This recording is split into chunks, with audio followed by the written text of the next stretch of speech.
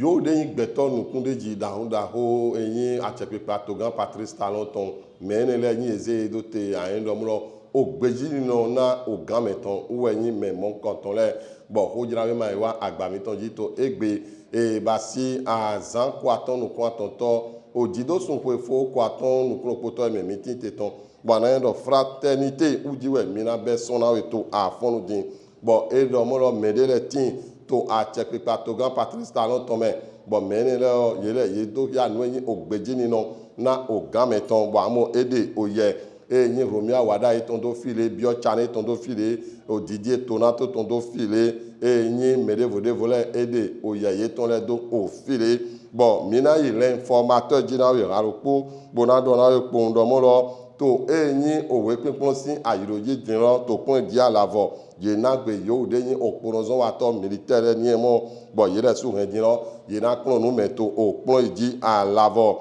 bon matinal we wa din wa to di dona mi do nu de ye do te podo o vion de poto ekpe don ne bo flo mi on do glona vion no ne o semba de na odo propo eton le nya na nyu e ho matinal egbeton anamo nu mo koton ki ademe bon la nouvelle génération ou odin bantewe eyimo bo amodo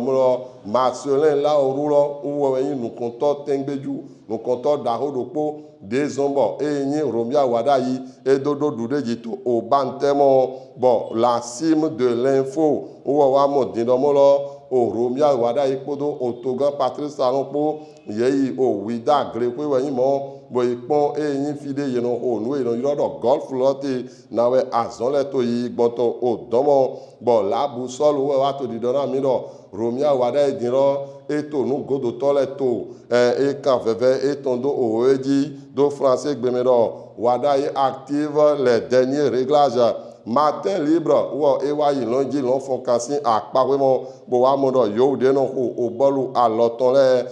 yo le Amazon mi ton le ye de din yo ye yin champion d'Afrique mo bo dude général ezombo ye kan autant yo de na o Benin to bo Beninois libéré wo wa to di do to alonu din do Marcelin la orulo wo din ro ye hen na yo do no yi wa to fi de gbeto matigan yi e plan gbeto so yi mo bon nya na yo nu de Marcelin la oruwa ana ide kweto pon yawe bodo ho Beninois libéré abi ana ho hojira we mare to agbanji bon ana so mo mi kun to kanji bon vigilant do ni so